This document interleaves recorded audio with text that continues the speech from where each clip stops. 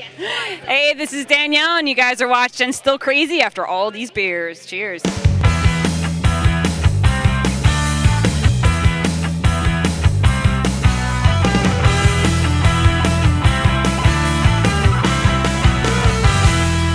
Hi everyone, Gary Monterosso here. I'm in Monk's Cafe in Philadelphia, and I think you recognize the person to my right. This is, in my opinion, one of the top beer people in this country. This is Jim Koch, the founder of the Boston Beer Company, and you know it as Sam Adams. Jim, thanks for joining us here today. It's nice having a beer with you. Always love having a beer, and especially Sam Adams beer. Certainly among my favorite. I can't believe this company's been in existence for almost 25 years. Still crazy after all these beers. And still turning out some new and unusual flavors. You know, about, what, 20, 21 different flavors, counting the seasonals and the specials? Well, it's actually more than that. It's closer to 30, but after we got to 21, we said, we can't just keep changing this number. Let's make 21 the official number, but it's really closer to 30. And the curious thing is, Boston beer, especially the Boston Lager, Sam Adams Lager, has become pretty much a standard. You're seeing it in so many different bars all around the country, which is a wonderful thing. Oh, it's a great thing. I mean, it's been my life's work for 24 years to, go from, the beer that I made in my kitchen in 1984 that was basically invisible. All this work, I've worked my way up from invisible to infinitesimal, and today we've gotten all the way up to tiny. And someday I want to be a small brewer. That's my life's work. And that would be a real success story if that could happen. After all these crazy years, you want to guess what Samuel Adams' market share of the U.S. beer business is? Well, it's very small when you look at the big picture. It's certainly under 5%. Oh, it's way under. It's under 1%. Our market share is about 0.8%. So, like I said, we're a tiny brewery struggling to be small, and I'm proud of that. Yeah, the great thing is, I guess we would have to say that the lager would be the flagship beer, but it's so food friendly as well. And we're going to prove that. You're going to prove that later on tonight because you're here in Philadelphia for a beer dinner.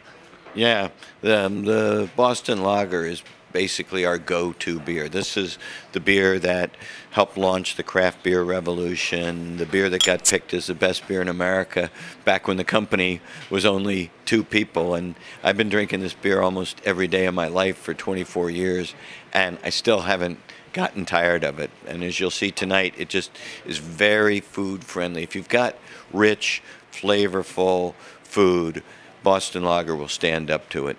Is it true that you literally went from door to door to help promote this beer to try to get people to buy it?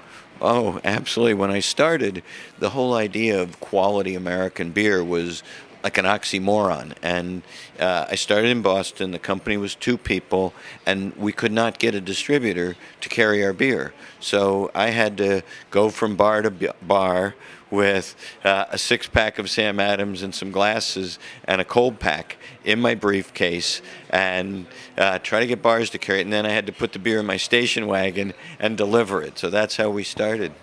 And what a success story it is so far. And I'll tell you, everyone knows Sam Adams beer, Boston beer. They're such remarkable flavors. And you've proven, even though you've gone both ends of the spectrum by making beers with low alcohol content, as well as utopias, which we'll talk about a little bit later on, because our first 2 segments, actually, of Still Crazy After All These Beers, spotlighted utopias, the 2007 iteration. Yeah, utopias is truly the lunatic fringe of brewing.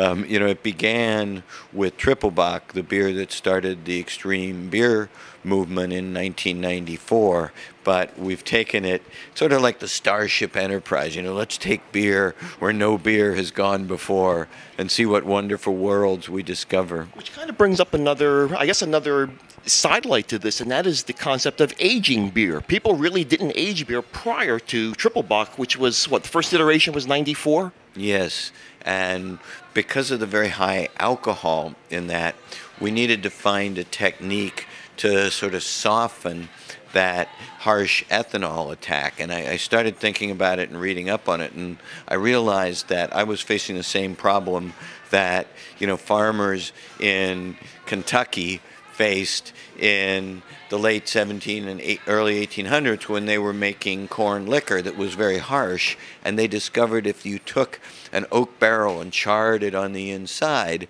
and aged this high alcohol liquid in a charred oak barrel, it would mellow it and soften it. And that's how bourbon whiskey came about, and we used the same barrels with the charred oak finish to mellow and smooth out the high alcohol originally of Triple Bock and today of Samuel Adams Utopias. And I mean, now I guess you're a real pioneer when it comes to that, because so many other brewers are doing that. You didn't know what was going to happen. You couldn't look 15 years down the road and say, well, now look, we're going to start having vertical tastings. People are going to be treating this like wines. And it's just that whole industry has exploded. And as you mentioned, you called it the extreme brewing movement.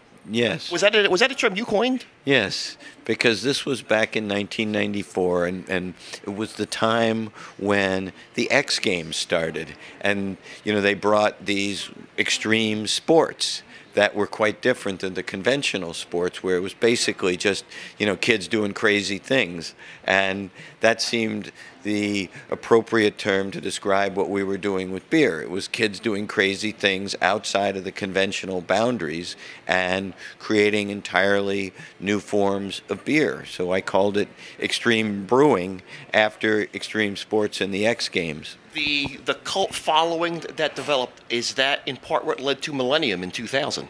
Well, it was really a desire for us as brewers to continue to push the edge of fermentation further and further out and see what kind of flavors yeast would produce under these very stressed, extreme conditions. And we started getting all these really wonderful flavors, slowly developed, under very stressful conditions for the yeast. But like, grapevines when they're stressed and they make, beautiful wine flavors, the same thing was happening with our fermentation. And then we started blending. We used different woods. We'd begun with bourbon barrels. We started using some port pipes. We got some sherry barrels. We got Scotch barrels that had begun as sherry. We got Scotch barrels that had begun as bourbon. We got some cognac barrels, and we developed a whole library of different liquids and woods that it had aged in. And then when we make a Utopias, we blend it up from this library of casks. Join us next week as we continue our discussion with Jim Koch, founder of the Boston Beer Company, right here on Still Crazy After All These Beers.